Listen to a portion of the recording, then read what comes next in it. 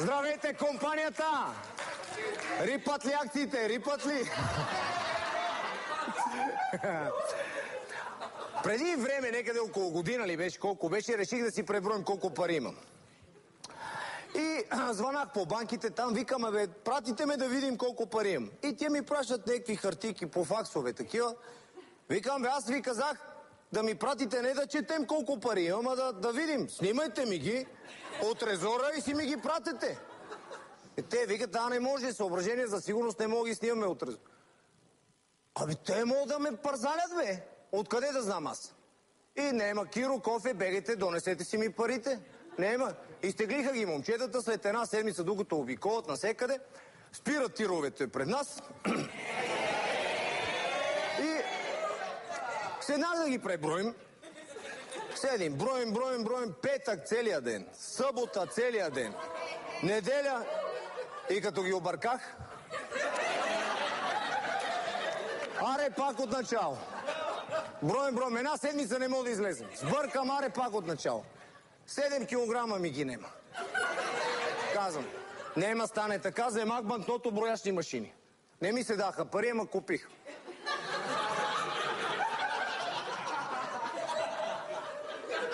Къв ток ми навъртеха.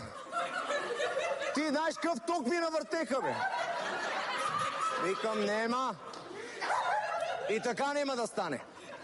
Заделих едната вила само за тех, с електрокара. Аре, лум палетата, хубаво натъпкани, до стената, лум летвата окюпа, теглим рескат. Лум летвата окюпа, теглим рескат. Нали, защото като ако некой барне и танки си личи къде съм го отбелезал.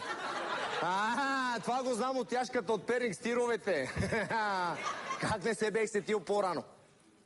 И бех се откъснал от живота, таман да си се върнем 2 месеца некъде, докато си въведем счетоводството уред. И по едно време отсекане. Чум, криза. Викам, каква криза? Криза, вика, страшна работа. Банките немат авуари. Во? Веднага самолета, кацам, отивам на Уолл-стрит. Там страшна работа, бе. Валът брокери отгоре, не мога влезеш вътре през вратата. Имам си едно банкерче мое, едно момче на около 80 години, много чатка. Викам, деди, аз така, приятелски, деди, какво стана, бе? Той вика, мистер Въргал, откакто вие си изтеглихте парите, спим като бебе. Будим се през 2 часа и ревем. Сринахте световната икономика. Докарахте човечеството до финансово-сексуална революция. Викам, той е сперкал. Какво значи това финансово-сексуална революция? Сега хората, като си отворят портфейлите и вътре...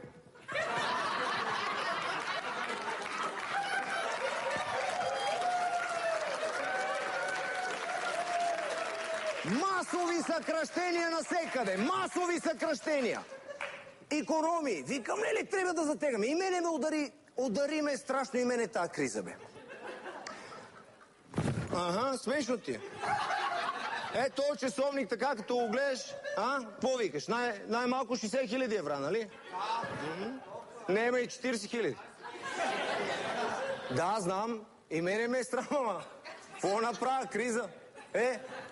Ланеца, виж ли го? Виж, как ще го виж? 6 кила злато, претопиха се от напрежение.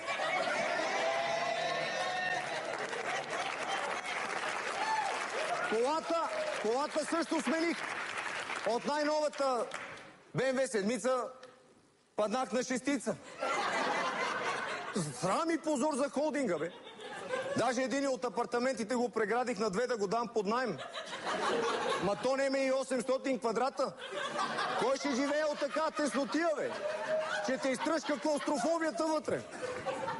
Като всеки тарикат отговорен, имах 5 любовници. Разкарах едната.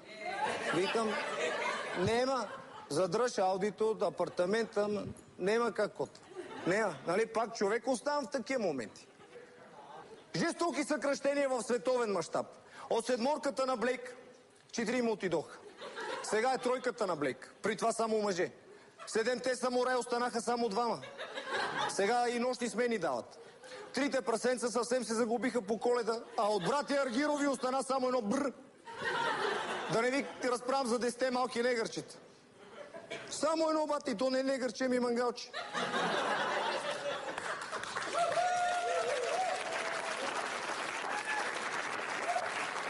Отивам, влезем в вилата там, наместим се некак си между балите, седем да чуем какво ще ми кажат паричките, защото парите говорят. Когато парите говорят и прокурора мълчи, това го е казал един умен човек. Обаче много им обеднел речника, бе. Знаят само с Богом. С Богом, бате, с Богом Франки, с Богом Бенджамин, с Богом Славейко. Едно не мога да разберем. Има толкова приятни начини да умреш. Защото трябва да умираш беден, бе. Може да се задавиш с кактус, да кихнеш и да си удариш главата в брадва, да те оцелят с дар в аортата, да ти се забие летяща патица в корема, да паднеш в миксера за правене на салами, да вземеш свръхдоза хормони от бобър, да се запали с лупа. Това го разбирам. Ама да умреш беден, срамота, бе. Не е добре работата, казваме. Не е добре работата, защото мония ден дах по 10 лева назаем на Киро и на кофе и сега съм четвъртия по големина кредитор в държавата.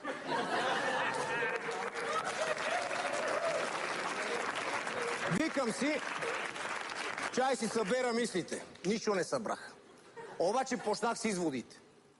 Викам, така, кой е най-големият тарикат от държавата? Кой ги меше всички? Ахмед Доган. Какво направи Ахмед Доган тази година? Купи си яхта. Купих си аз. С хеликоптер. Некъв Абрамович да имал пари да се доплати. Хайде при Владето. Седим на яхтата и си мислим. Какво стана? Звъни телефона непрекъснато. Владе, кога ще ми върнеш парите? Владе, другия, кога ще ми върнеш парите? Викам, момчета, нема бе, нема как бе, криза бе, нали ме, разберете ме и мене бе. Нема как. Нали, това му е хубавата страна на кризата. Абе, Владе, ти сомалист стана бе. Викам, опа, сомалиците криза ги не лови, те нема на къде. Значи сега трябва някой да учи човечеството какво да прави по време на гладуване. И викам, опа, значи, веднага спрех вноса на свинско от Ирландия и почнах да внасям преподаватели по бедност. Тръгнах с яхтичката, докъде стигнем, оттам с хеликоптер срещу Бръм, от Сомалия, кацам на главната улица, те там ми викат главната. Спирам първия сомалиец, заможен ми се виде, с обувки беше. Викам, братленце, сваляй часовника от кръста и тръгвай да те водим у Европа. Докарах първо тука 37 човека. На един джет ги вкарах. И от тогава не съм се спрел. Карай сомалици в Америка, карай сомалици в Русия, карай в Германия. Не мога да размогна на сомалици, бе. И затова, ако минате през Филиповци и се чуете какви стия слабичките босите, не са циганета, това си сомаличета. Та, какъв финансов съвет да ви дам? На принципа, че най-лошото е, когато си с една жена, вместо да й дойде оргазъм, да си дойде мъжа й.